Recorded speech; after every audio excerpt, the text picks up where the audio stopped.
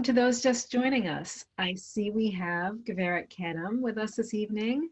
Hello to Lisa. Welcome to Jerry of Middlebury and Mary Alice of George Mason. And hello to all of our friends from colleges and universities. Welcome to the humanitarian groups joining us as well. You may see a different side to Kenya tonight. Hamjambo and hello and welcome to Kenya. We're glad all of you are here. I'm Gail Nadler with ASIRT, and before we start our journey into the bush, I want to mention that it's about 2:30 in the morning in Kenya right now. So our speakers for tonight graciously agreed to pre-record their presentations and Q&A. Thank you to those who already submitted questions for them. Some of them will be addressed tonight, but if you have additional questions throughout the program, please email asirt@asirt.org. We'll submit your emails to our speakers and reply to you with the answers and also post them on the ASIRT website. Okay, let's buckle up. We're ready to begin. I'd like to start by welcoming ASIRT founder and president, Rochelle Sobel. Habari ya jioni. Good evening, Rochelle. Thank you, Gail, and karibu, everyone. Welcome once again. This is the last of our three-part ASIRT Lite summer series. In the last 2 weeks, we have enjoyed our journeys to Hawaii and Uganda.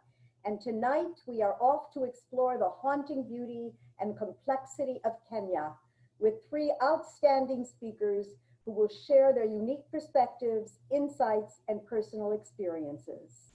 All this without packing or unpacking, without long waits in airport lines, and without the discomfort of being that unfortunate middle seat occupant. This series is presented by ASIRT, the Association for Safe International Road Travel. ASIRT is a nonprofit organization dedicated to protecting travelers on the roads here at home and around the world.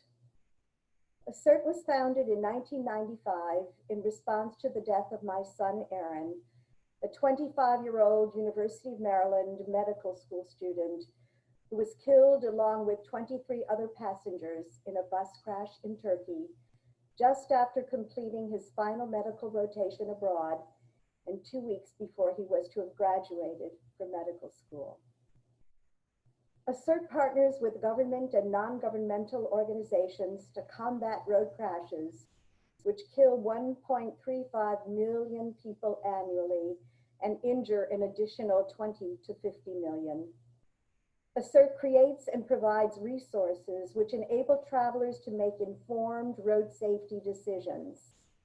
Among these resources are our RSRs, our road safety reviews, detailed country-specific road reports on pedestrians, passengers, and drivers traveling abroad. They're used by corporations, humanitarian organizations, study abroad programs, and individual travelers. Please remember these reports now and when travel becomes non-virtual once again. ASIRT is committed to Vision Zero, the conviction that road crashes are preventable, and their prevention is a shared responsibility of policymakers, road designers, health professionals, NGOs, police, community leaders, and individual road users. ASIRT has pledged itself to help forge the way to make Vision Zero not just a vision, but a reality. A time when dreams will no longer be shattered on roads, and when all trips, be they long or short, will end with a safe return home. In keeping with ASIRT's recommendations, we will learn all about road safety in Kenya before embarking upon our safari. In 2002, with the endorsement of the then Kenyan President Daniel Arap Moi, ASIRT Kenya was officially recognized as a road safety NGO. ASIRT Kenya, under the initial leadership of Dr. David Silverstein and his wife, nurse practitioner Hana Kamande, who then served as its executive director, convened members of the diplomatic and medical community. Together, they raised awareness about the devastating effects of road crashes in Kenya and mobilized key stakeholders to formulate and implement an ambitious plan of action. Bright Oiwaya, our first speaker this evening, has been the executive director of ASIRT Kenya since 2007. The organization has thrived under her able, creative, and passionate leadership. Bright is also a board member of the National Transport and Safety Authority and a trustee of the Association for the Physically Disabled in Kenya.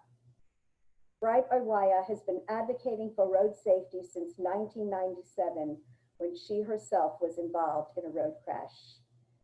Bright is an internationally known and articulate spokesperson for global and national road safety. Following her presentation, as you heard, Bright will hold a Q&A and respond to several questions which she has already received. If you have additional questions for Bright, please email asirt.org and Bright will respond to you by email. Ladies and gentlemen, our plane has landed in Kenya, and it gives me great pleasure to call upon a true champion of road safety, Bright Oiwaya. Jambo, Bright. My name is Bright Oiwaya. I'm the Executive Director for ASIRT Kenya. I'm going to take you through an overview of my country, our roads, and my journey in matters road safety. Kenya is a country in East Africa. It has a population of about 47.7 million people. Its structure of government is such that we have a national government and 47 county governments. Kenya is known for being the home to wildlife like lions, elephants, and rhinos, and of course the Great Migration that is found in the Masai Mara. Road safety statistics are as follows. According to the World Health Organization, Kenya loses about 13,000 people every year who are killed on our roads. The country Kenya reports 3,000 deaths annually, and 47% of those are pedestrians. 10,000 people are reported to be injured, and some are permanently disabled. Kenya has made great progress in road construction, and infrastructure is one of the big four agendas of the current president. Many roads are fairly in good state, but they may lack markings. For example, you may have unmarked speed bumps, no signage. The roads may be poorly lit, especially if you have to travel at night. It is also not uncommon to encounter roads with huge potholes, especially when you move away from Nairobi, which is the capital city. One then therefore needs to drive defensively because animals, pedestrians, and cyclists can hop on the road anytime because designated crossing areas are not always available. Children are particularly vulnerable. The majority of children in public schools walk to and from school, and they are unaccompanied most of the times. Their parents usually have to get up early to look for jobs to earn daily wages. And it is not uncommon that you find that schools have gates facing main roads and dangerous roads. Children leave school and walk right into busy roads. The traffic mix and the absence of pedestrian walkways, therefore, makes it gives more exposure to users to have the risk of being involved in a road crash. There is an issue also of equity that we can see on our roads. You find that roads that are in upmarket environments and in urban areas will be differently done than roads in rural areas. You will find markings, you will find crossing sections, you can find pedestrian walkways. And while you move towards the outskirts and rural areas, roads are unmarked and you don't have those facilities for pedestrians. Motorcycles in Kenya pose a very unique challenge. They are used for carrying passengers, and there are rules and regulations that require them to, riders to wear helmets and to have reflective materials. But this is not the norm. Riders are increasingly getting involved in road crashes, with the number of deaths and injuries caused by them increasing every other year. The most heart-wrenching thing on this rider issue is that they are used for school transport. and other issues that one needs to be on the lookout as far as road safety in Kenya is concerned, the driving culture is such that it's very careless, especially by public service vehicle drivers, known as matatus. They speed, they overtake recklessly, there is total non-observance of traffic rules, and enforcement is very poor, and issues of corruption are normally cited. All is not lost, all is not lost because there are signs of changes. In the urban areas like Nairobi City, for example, in the middle of town, it is possible to see roads that have sidewalks, cycling lanes, a few of them.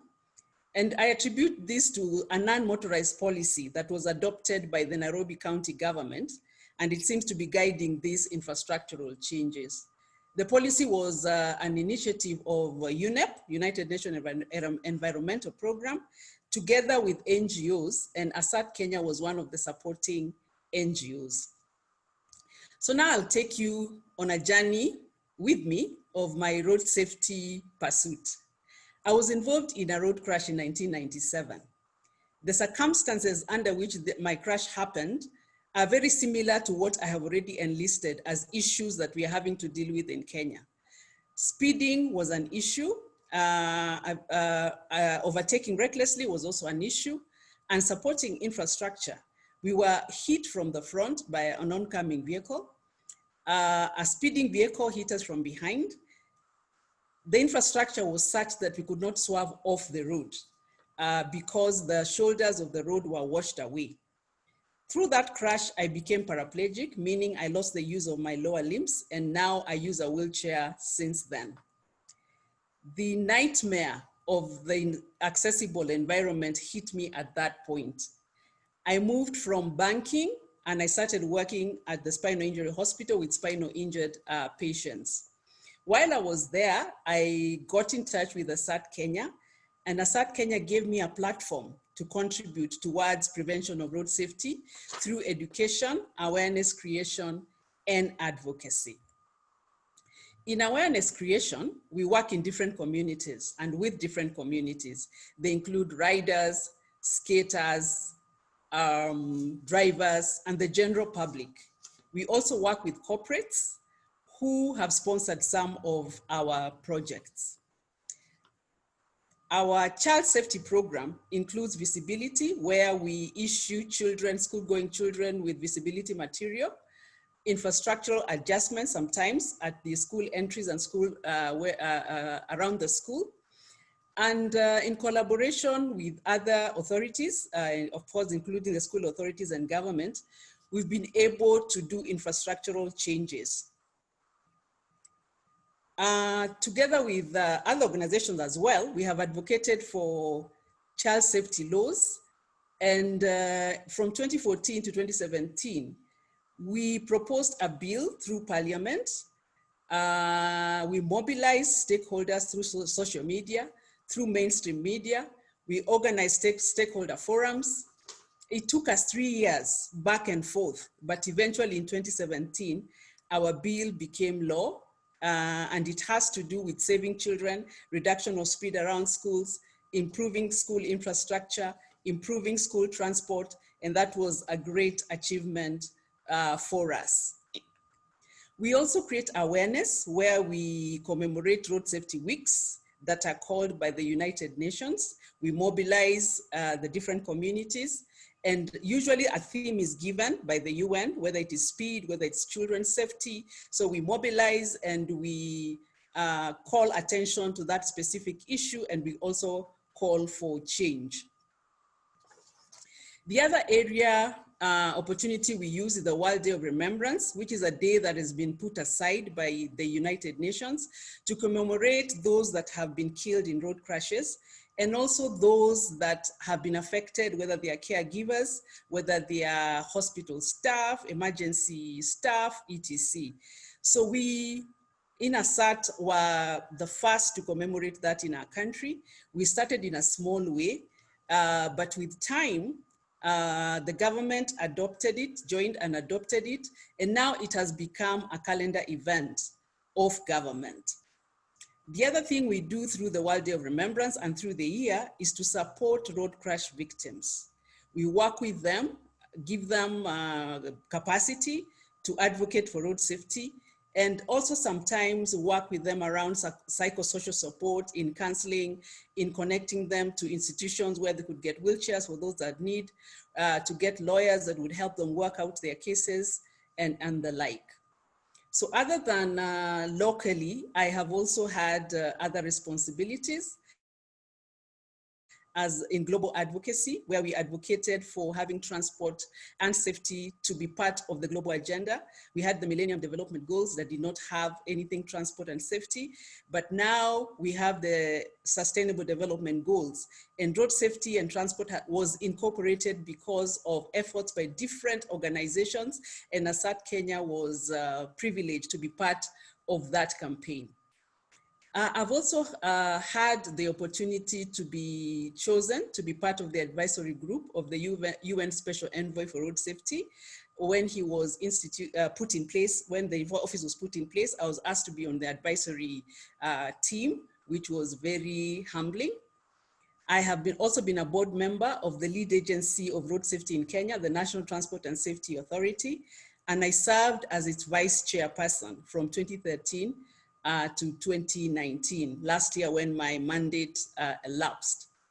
Currently, I'm also serving as a board member of the International Road Victims Partnership, which is a global organization that brings together people that are working with road crash victims, survivors, and their family members. So those are just some of the things I've been able to do as a person and together with the organization that I work with. And it concludes my journey in road safety in Kenya. Thank you very much. I've received many questions. I'd like to answer some. I'll pick three. And the first question is, what major changes and improvements has Kenya made in road safety since you began your road safety career? I began my road safety career first and foremost by default. I had to be a road crash survivor to be able to realize that this was a big deal. Since then, I just began sharing my story, but with time, I have seen a lot of conversations happening, not just at community level, at national level, but the one thing that has happened that is instrumental is the establishment of a lead agency, something we've been advocating for a long time. A lead agency, the National Transport and Safety Authority, has helped in bridging the various stakeholders. Before then, you would find some road safety functions at the Ministry of Transport, some other functions at the Ministry of Health, some other functions at the Ministry of Interior. Now we have a go-to place, which is the National Transport Safety Authority. Although there's still a lot of capacity that needs to be built in the authority in terms of human resource and otherwise, for me, it is quite an instrumental thing that has happened, because then now coordination can begin to be something that is feasible. The other question I have received that is connected to the first one, so I will, it says, I see that you are part of the National Transport and Safety Authority, a government organization. That is a major achievement. Describe the progress that NTSA has made. What is the advantage of having an NGO in a government road safety organization? I've already described where NTSA is at. It's still at its formative stages. I was privileged to be part of the inaugural board. And so I've done my part, laid the foundation, and hopefully the next team will build from there. But having an NGO in that authority was advantageous because it brought in a different perspective. And I call it the real perspective, because many NGOs, like our NGOs, works at the grassroots, and we are able to connect with communities.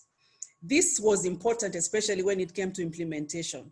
The uptake of policy, the uptake of legislation, the uptake of intervention was made easier because NGOs working at the grassroots were able to communicate the same with communities, able to involve themselves with small projects that were able to produce results, and those were used as pilots at the national level by the National Transport and Safety Authority. So that became very important.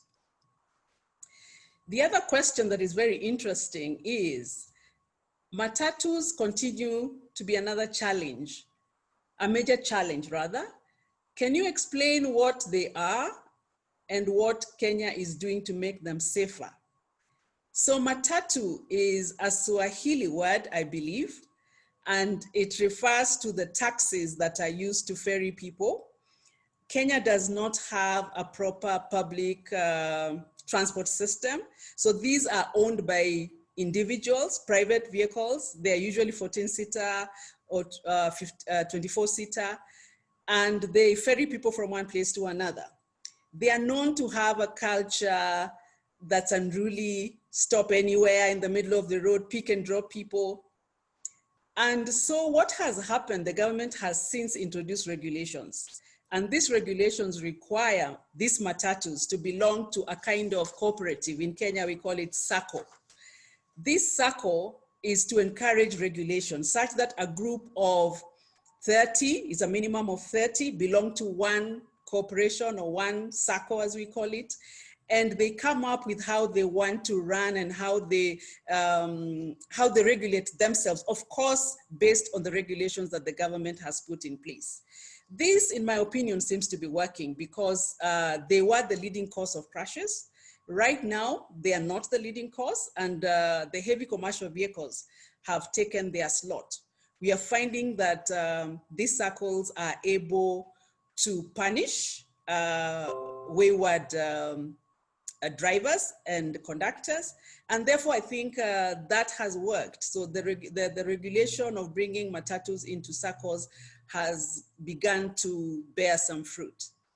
So I'll leave it at that for now, and maybe could be able to answer some more questions as we go by. Thank you. Asante Sana, thank you so much, Bright, for painting a vivid and compelling picture of the road conditions and road culture in Kenya. Congratulations on your many achievements, and we wish you continued strength as you move forward. Our next speakers, Dr. David Silverstein and Hannah Kamande, are citizens and longtime residents of Kenya. They came to Kenya to contribute their medical skills and fell in love with the country and never left. Through the years, they have had front row seats and have themselves often played significant roles in key events in Kenya's contemporary social, political, and medical history. Prepare to be enveloped by the warmth and hospitality of Kenya and of our safari tour guides this evening, as David and Hannah invite you into their home and share glimpses of Kenya's rich culture, scenic beauty, magnificent plant and animal life, and their own extraordinary lives. Following their presentation as well, David and Hannah have also graciously agreed to respond to additional questions through email. So please send your questions to ASIRT.org. And I think we are ready to take off. There they are, David and Hannah. Jumbo. Jambo mabwana mabibi. Karibuni Kenya, karibuni shamba letu. Welcome, ladies and gentlemen. Welcome to our farm and welcome to Kenya. My Hannah. Hi, I'm Hannah Kamande. And I'm David Silverstein. And what we want to do is take you to a virtual safari of Kenya. And we are going to start our safari in our shamba, our farm here in Naivasha. But first, let's get oriented to where we are. We're on Kenya. And as you could see, that Kenya is right on the equator. We get around 12, therefore we get 12 hours of sunset, both of sunshine and darkness, almost every day within a few minutes. Also, I want you to note that just because we're on the equator, it means it's very hot at sea level, But where we are going to take you in Nairobi, and then we're going to get to Naivasha, where Nairobi is 5,500 feet high, and our farm is at 6,500 feet. Our weather is dictated by the winds, not by the seasons. So it depends if the wind is coming from the Sahara, that makes it cold if it's coming from the desert wind, or if it's coming from the ocean. And now let me just take you and show exactly where we are. Here is Nairobi, right over here. And that's where we work. But we're going to go, for the purpose of this trip, we're going to take you to start with to Naivasha, this lake right over here. Now, you'll see that Naivasha is within this Rift Valley. Now, the Rift Valley is a natural break in the land, in the crust of the land, that goes all the way from the Bekaa Valley in Lebanon down to South East Africa in Mozambique. It's a total of 6,000 kilometers.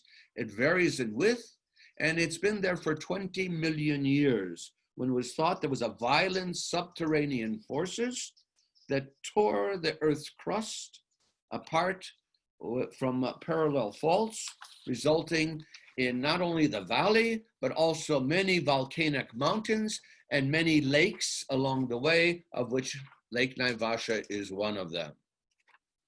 Now, we have options. We can get to Naivasha either by air, and I was a pilot for 35 years, so we used to fly in. And right now, you could see that this is our farm right over here. And this is Lake Naivasha. Now, Lake Naivasha, let's take you now to see the other options. I think it'd be interesting for them to know how big the lake is too. Okay, the lake. It's about 55 square miles in Right. surface area. Right. Now, if we go by road, the roads are bad, and as you heard from Bright, there could be potholes, which you'll see here, and it will take you, as she said, 3 hours, but we meet our friends on the way. You'll run on giraffes, you'll run into zebras here, and now we're getting off the Murram Road that leads and get on a small road to our house. And this road, animal right here is a spotted hyena. He greeted you this morning. That's right. This morning, just as I was going out for my jog, I got a call from the Sais, the one who takes care of the horses, and he went for a ride. He says, "Buana, I just want to warn you that the spotted hyena is right at your gate, so delay your trip for a half hour," which we did. And now we have this beautiful water bucks. Right at our gate. Right at our gate as you're entering. And we have the African fish eagle, which has a wingspan of 2 meters, and it looks and screeches just like the American bald eagle. It is ubiquitous to Lake Naivasha, and besides the fish eagle, we have over 300 species, very colorful birds, and we see them almost all the time. Now we're going to take you to Oli Normani. Oli means the son of in Maasai, which is the language of the major tribe in this area. And Normani is a Swahilization of my father's name, Norman. So you put an I at the end. And we're going to take you to our farm. You'll be greeted by 2 dogs who will show you where to park. And now we're at the veranda, and you're now you're at the entrance of our farm. This is our house, and this is the view from our veranda right over here. And you can see there are a lot of trees over here. These are called acacia trees. They're beautiful trees. They grow very large, but the trouble is their roots are very shallow, and you'll see the problems with shallow roots with big trees in a little while. And here's another view, and from this view, you could see this was taken during the dry season, and you see how we have irrigation and how green it is, but out there it is very brown. Hannah, the garden. Show them our garden. Well, before we go to the garden, I just want to mention that I first came here before I really knew David. I came here at his suggestion when he was working with a. Yeah, well, you weren't there though. No. What I found, I came with a friend. We were on safari, Jill, and Jill and I found this place to be really, at that time, quite austere, very much a bachelor pad. But I loved the land around it, and I fell in love with the land. And she decided to marry me because she loved the land and but loved the farm. Who could blame her? Exactly. It made sense. Anyway, so we have a very porous perimeter around the garden. So animals do come in when it's hot and dry and drought outside to nibble grass. This is a very thin warthog. It's an arid region, and about 80% of Kenya is arid. We might highlight that this warthog now is very fat, has around 6 little children who he brings into the house, into our farm on a regular basis. From the trees, you get to see all sorts, from the veranda, you see all sorts of animals. There was just behind, onto the side, a monkey a little while ago, but this is a Calabas monkey. And Hannah, you're the one who spotted and took this picture. From our bedroom window, this is a very shy animal, the bushbuck, and also visited us during drought. So we get a lot of visitors. This is a view over the metal sculptures just of the garden. And one year on New Year's Eve, a very special visitor came. Right. I was taking this picture of Hannah, and we left the gate open, and suddenly there was a giraffe, and he managed to find his way into the picture, almost centered perfectly. Feeding the geese with our organic lettuce. And that's Lola. Now, let's go through our bios, Hannah. Let's start with you. Okay. Well, although our marriage is pretty peaceful, we can characterize it by a series of emergencies and disasters, actually. When I was a young woman, I started my professional career as a nurse paramedic. And then I began working in critical care units and emergency departments in Oregon. I got into public health administration and was responsible for developing the, sorry, we're a little distracted by a ton of barking at warthog that are coming into the garden just now. So I worked in public health administration, developing the Oregon trauma system, and then I became director of emergency medical services. But my curiosity got hold of me, and I went overseas.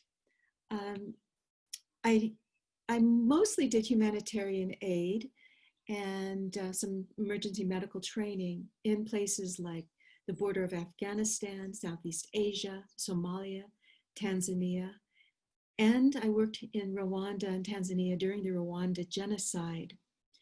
I took a break in 1994 and went on horseback riding safari where I had a tumble in the Masai Mara, and I was taken to Nairobi Hospital. In Nairobi Hospital, I sat and healed for a couple of weeks and then went back to Oregon where I worked on my family nurse practitioner degree.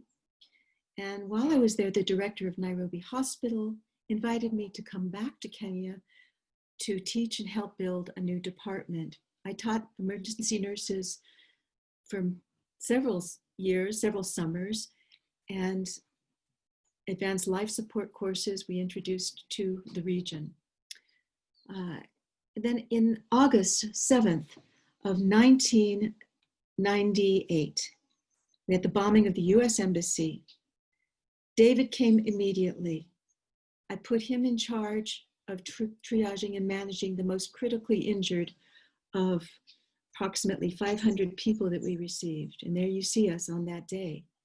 We worked throughout the day from about 10:30 in the morning to 10:30 at night when he asked me, Hannah, have you had dinner yet?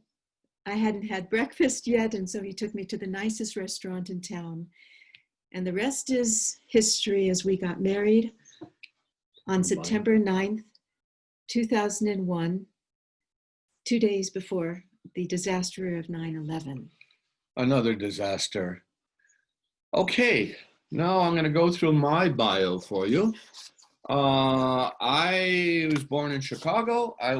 Had all my education through medical school. I was at University of Chicago for medical school. And then from there, I went to Seattle, where I did my internship and my cardiology fellowship, interrupted with an invitation from Uncle Sam for 2 years when I was in Southeast Asia during the Vietnam campaign. Now, I then came back and finished my cardiology fellowship. And then the next question is what to do. Now I was a big boy. I was already 30 years of age, and I had to decide where I was going to start my career. Now, having been in Southeast Asia and living in Taiwan for over a year, actually almost a year and a half, I really developed a wanderlust and realized there was a whole world out there that I hadn't seen. But then I also realized I was a bit of a hippie. I wanted to be a hippie, but I was a big workaholic, and there was no way I was going to just go on a trip and enjoy myself. So I had to start looking up for places to go, and I landed up going to Africa. It sounded very exciting to me. I had various applications, and I landed up in Kenya at the University of Nairobi. I set up the first cardiac cath lab with the University of Nairobi in sub-Saharan Africa. And then I became the chief cardiothoracic physician. So totally, I was 6 years working in the government. Now, I found medicine totally different than anything I had experienced in the United States. I was treating plague, malaria, rabies, tetanus, Marburg, which is a hemorrhagic fever, just like Ebola. And an interview of me was in a book called The Hot Zone by Richard Preston. And then I treated other coronaviruses, MERS, SARS and MERS, and now COVID. Not only did I have different medicine, but I had also exposed to terrorist attacks that I didn't have personally in the United States during my time. I was asked to help out in taking care of one of the patients from the Entebbe raid in 1976, the Norfolk Hotel, which was a bomb planted on New Year's Eve, 79-80. I was the first, I was the only consultant on the spot at the time. And then the US Embassy, which we talked about. And thereafter, there was the Paradise Hotel, which was an Israeli hotel that was blown up in 2003. And Khan and I were both asked by the Israeli ambassador to go out and assess the damages to the various people there. And since then, we've had many other disasters, but our marriage stayed quite warm. Now, among the things that made it exciting was that I was asked to be this is President Daniel Arap Moi. At the time, he was much younger. I was asked to be his personal physician, which I was in 1983 until his death in February of this year. We traveled the world together, him and I, and many other people with us. We went to all the continents except the Arctic and the Antarctic. I met numerous heads of states, and I took care of many of them. The most impressive, I must say, was Nelson Mandela, who I treated in Nairobi. During our visits, and I went to places like Iran and Libya, where I was accused in both of those places of being a spy for the Mossad and for the CIA. It made me feel very important. He became a very personal friend to me. His family became part of my family became a part of his family. When my eldest son was born, President Moi was there, and he was the sandak, or the godfather, for my eldest son during the circumcision. His middle name is now Daniel. He served as our guest of honor, as you'll see here, on the UN World Day of Remembrance, organized by Right, sorry. This is for the traffic victims. ASIRT was sponsoring it. I think he did that more than once. He did it several times, and Hannah was the chairman at the time. Thereafter, I would, as he got older, and this time around here, he's officially 94, but he was actually around 103. I brought with the friends that were closest to him, including President Moi, I'm sorry, including Charles Njonjo on the right side. Sir Charles. Sir Charles Njonjo. I guess you figured out I'm the one on the left side. And there we're sharing kosher wine. They were all fond of kosher wine. Charles Njonjo played a critical role in the Entebbe raid by making it possible for Israeli planes to land in Israel. 2 years before his death, he wanted to go for further checkups in Israel, and he asked us to take him there. And I cannot say that it was that they did anything much different, but he got dramatically better. And I suspect it was the spiritual uplifting he experienced when we took him to the holy sites, which really inspired him as a religious Christian. Sadly, on February the 4th, he passed. And this is the funeral, which was covered in the media, and there were also 50,000 people there. And I was asked by the family to give him a brief eulogy among the many, many others, but I was the only one who was asked to say a Hebrew prayer for him, which I did. And that was very, very impressive, as you've been for many years the head of the Jewish community here. Right. I think we ought to also mention that the people who knew him as birth records were not kept, felt that he was probably closer to 104 or even 105 than his official age. Right. You did okay. Yeah, and very few people who knew me as Dr. Silverstein. I was just Doctari to everybody. Han and I then both became citizens, and we voted for the first time that when we could. We were dual citizens now in 2017. And if you're wondering why we're lifting our pinkies, after we voted, we had to dip our fingers in indelible ink that stayed for a week so we wouldn't vote twice. Gentian violet, I believe it was. Okay. And now I'm still a doctor, a senior physician in a busy cardiology and internal medicine practice. I'm an honorary lecturer at the university, and I'm a frequent speaker at many Zooms now and in international and local conferences. And my latest passion has been in antibiotic stewardship. Now, let's go back on safari. Hannah? Well, here we're back at the farm, and I'm on a walk. And you can see our landscapes from the slides are volcanic hills, open plains, bushland, and dryland forest all by the lake. During the dry season, this is during the dry season, and it's David going on his usual 6-kilometer run, usually with a dog or two, as you might guess. Yeah. I didn't tell you this morning on the run, there was a herd of buffalo, Cape buffalo, which you'll have heard about. They're a very deadly one, but fortunately they were in a herd, and when they're in a herd, they don't bother you. And I saw them from far away, and I just kept my distance. From your mouth to God's ears. Yes. Here we've started doing cattle. That's 2 generations, the first and third generation. We have horses here, which we both love, and Hannah taught me how to ride. And Hannah? On the farm, we've not only raised organic vegetables and cows and have great milk and eggs, etc. We've also raised 4 sons. These are not them. These are the 4 sons here a long, long time ago. Now they're all in university or in working in the United States. Now we're going to take you to the shamba, the actual farming part of all organic vegetables under the full control of Miss Hanneke Mande. Take over. You can see that it's completely contained, caged. That's because there's so many wild animals and birds that we just love to have salad. We have plenty of fertilizer from our animals, so we keep it organic. And this is a small weekly harvest for a local hotel. And in the background of, go ahead. That's the next one, yeah. Here we have our chicken coop.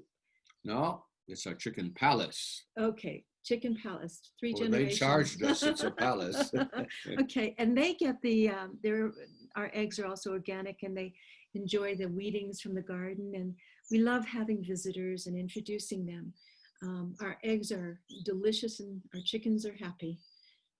Now, there's a downside, as she said, that this is a very arid place, and we have drought a lot of the time, but every so often we get rains. So we always are happy when we get our good rains. But sometimes I told you about the shallow roof of the acacia tree, they fall, and this one fell on our house.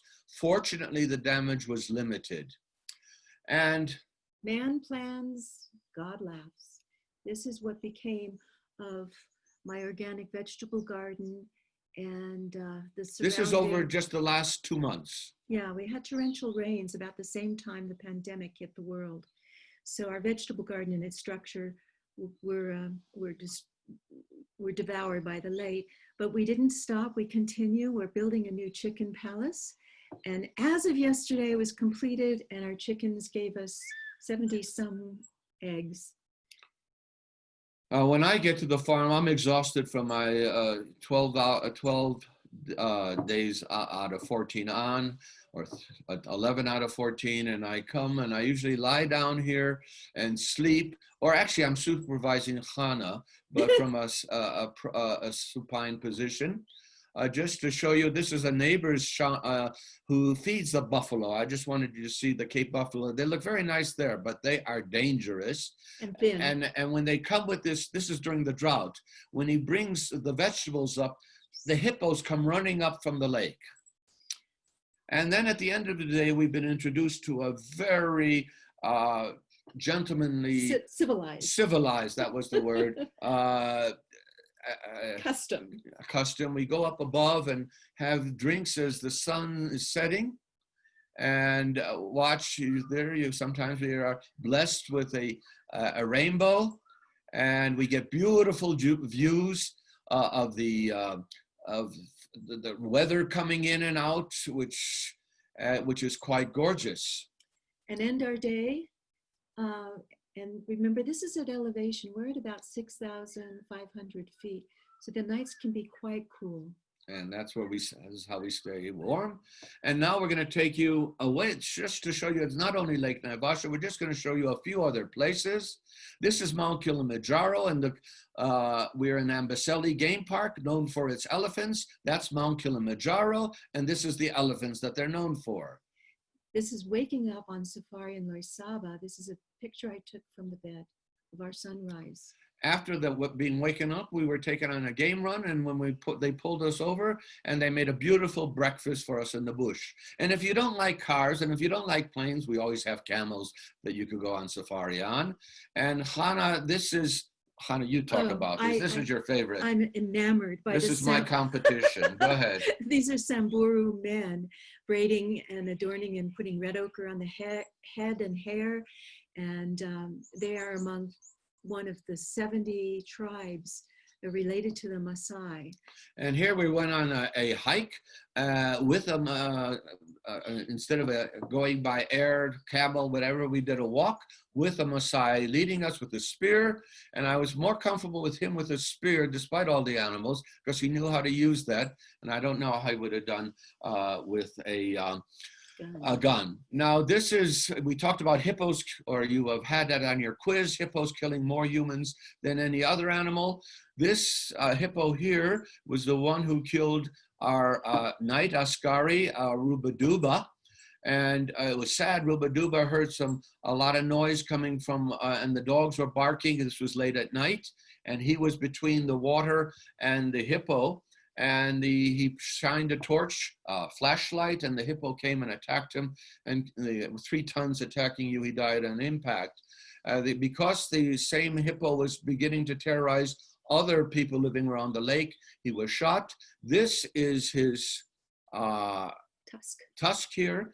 And this tusk is very famous because for all my nieces, all my nephews, and all my children, that's the 4 of them, they've been the subject of show and tell. I just want to say something about Rubaduba, that for a simple man in the bush who worked as a night watchman for you, his name went all over the globe because of that tusk. Yeah. Not a real consolation. Now we're going to take you to Masai Mara, and this is the great migration of all the wildebeest, and with the wildebeest follow the zebra. They go with, crossing from one side of the Mara River. Now this looks like a dinky little river here, but this is in a drought time. Right now it's overflowing. They cross from one side to the other side, and often waiting on the other sides are lions. Or in the water, it's not unusual for them, crocodiles rather, kill many of them at the side. And here is a cheetah, which caught somebody. And these are two mating lions. Now, this is an unusual sight. They stay together for 3 weeks, during which time the female will not let the males rest or eat. And they just drink a little water from now and then.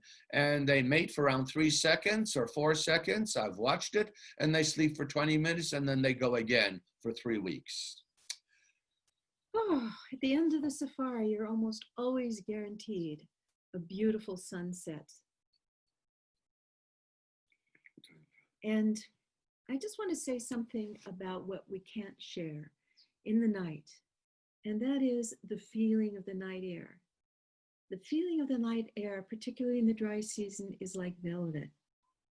Nor can you smell the vast arrays of pleasant, pungent, subtle or striky or steamy aromas, nor the early morning cacophony of birds until they get busy with their day.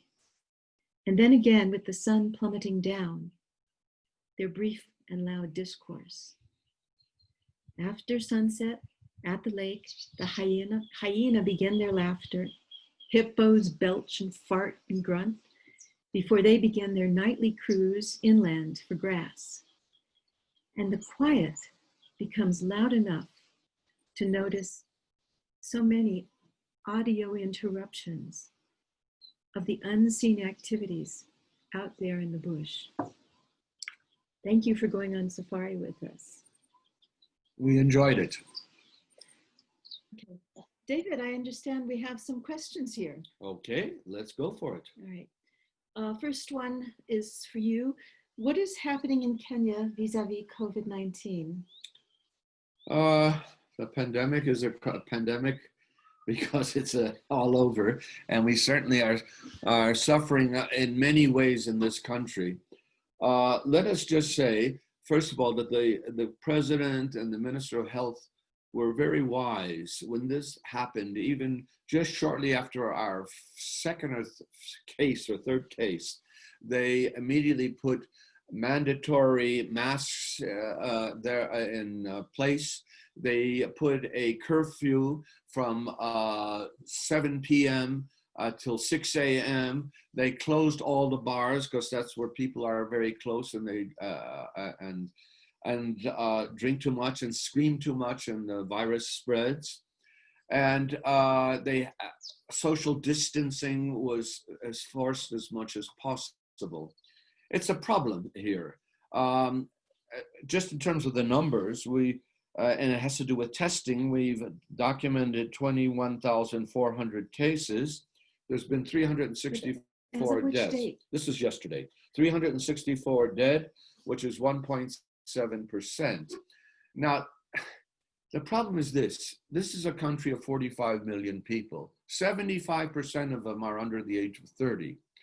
They also have the risk for death, and we've lost people. We've even lost babies, not a big number. But the reality is that we're a low-risk population.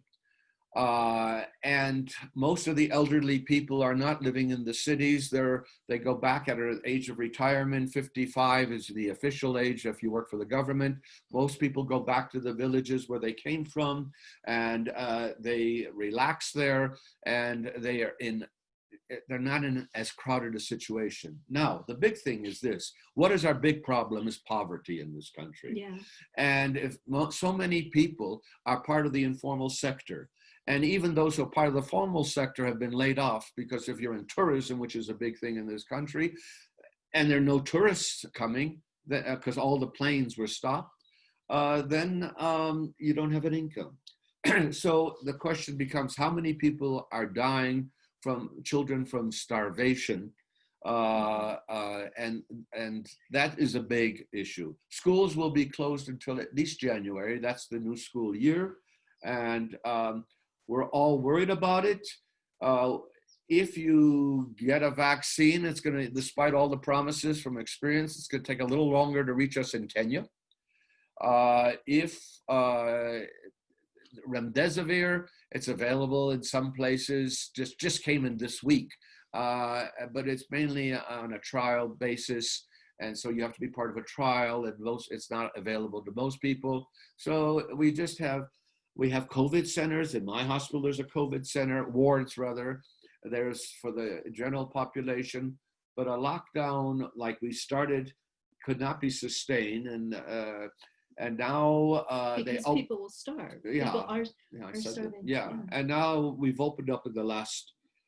We reduced. It was around 2 weeks, a month ago, that they changed the lockdown, Yeah. and then they changed the curfew just a week ago, and they're allowing planes to come in from today, from yesterday, from the first. The rationale being that most of the spread of the virus now among the population is from within the country. In the beginning, was from outside the country. I might add something else about this, and that you mentioned masks.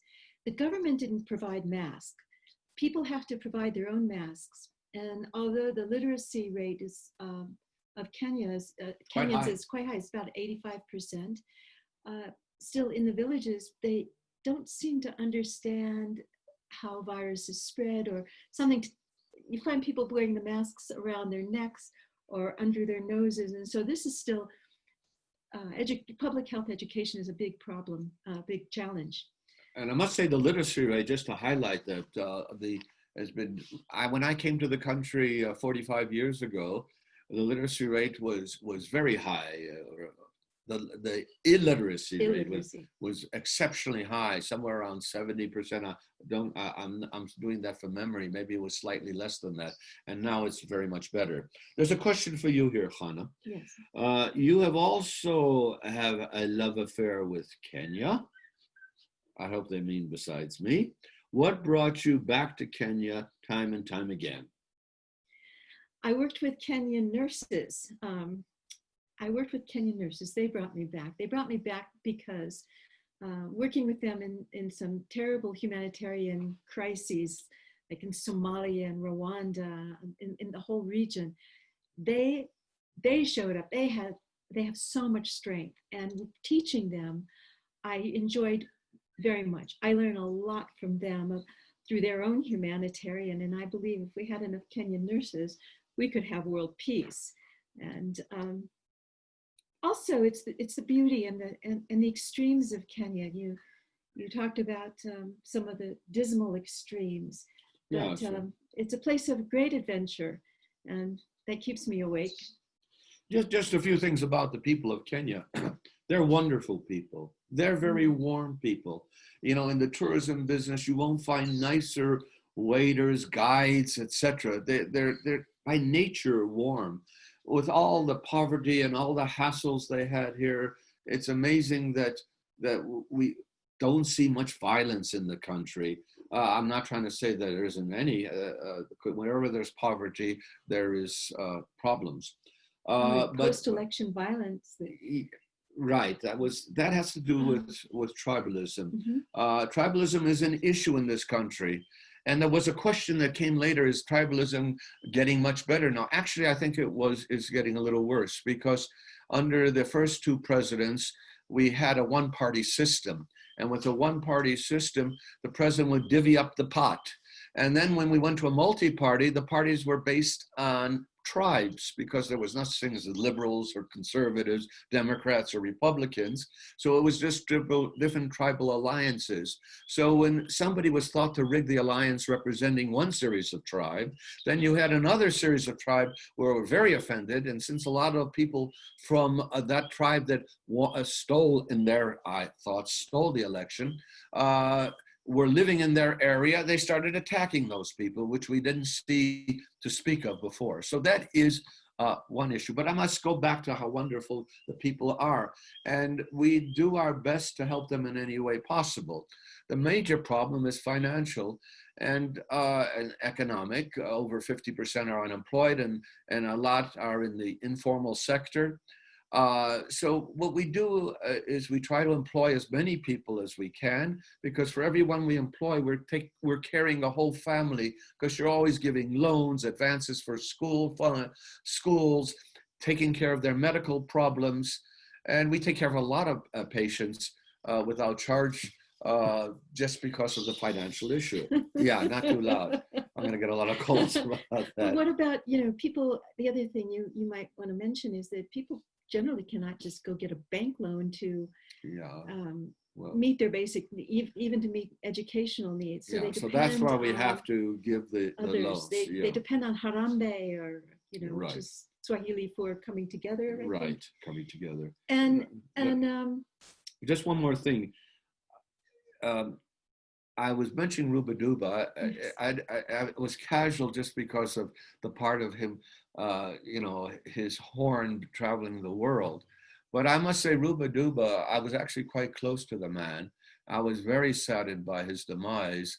And we helped the widow financially for many, many years. We still hear from her from time to time when issues come up. Now, I think our time is getting short, Hannah. There was one more question. But I think I want to intervene here, that I think a lot of people have this sort of out of Africa vision of a colonial lifestyle. And I just want to mention that that's not quite how it is. People work really hard and let me answer the last question quickly. Okay, David. It is clear that you have and continue to lead such a fascinating life that interfaces with adventure and important people in Kenyan history. Have you considered writing your memoirs? Yeah, I actually started that project around 5 years ago, but I never had the time to spend on it because we were always so busy. But with what happened and given my age of 75, initially I thought this was going to go away, and we stayed for 2.5 months in Naivasha, and I spent a lot of time working on it, and we're getting pretty much to the end. It's going to deal with a lot of aspects of Kenya, of myself, of my life, and all at different from the time of birth, and I hope to get it out in February. That's my goal. We're getting late. We have more questions, but I just want to put a plug in. It's going to be my turn after that. Okay, I'll help you write it. People, any more questions that we haven't answered, that you want answered, please email them to ASIRT, and we'll get back to you by email, and hope to see you in Kenya someday. Yes. Asante sana. Thank you very much. Kwaheri yakuanana. Goodbye, and hope to see you soon. Tunashukuru sana. Thank David and Hannah for welcoming us into their home. We appreciate this glimpse into their sweet relationship and their fascinating day-to-day experiences on the farm and in the city. We sincerely appreciate Bright, David, and Hannah taking the time to be our tour guides. I hope that each of us will soon have the opportunity to visit Kenya and say hello to them in person. At this time, I'd like to remind you that you can make a contribution by going to our website, asirt.org/donate. And this brings us to the end of the ASIRT Lite Summer Travel Series. Please be on the lookout for information about our exciting annual gala, which we will hold virtually in December. We will post details on our website, where you can also find sample country reports and safety tips for local travel for cyclists and pedestrians. As Bright cited earlier, 47% of road crash deaths in Kenya involve pedestrians. Whenever and wherever you travel, abroad or locally, please do everything you can to ensure that you return safely home. Thank you to each of you. We really enjoyed spending the evening with you. Kwahari, goodbye.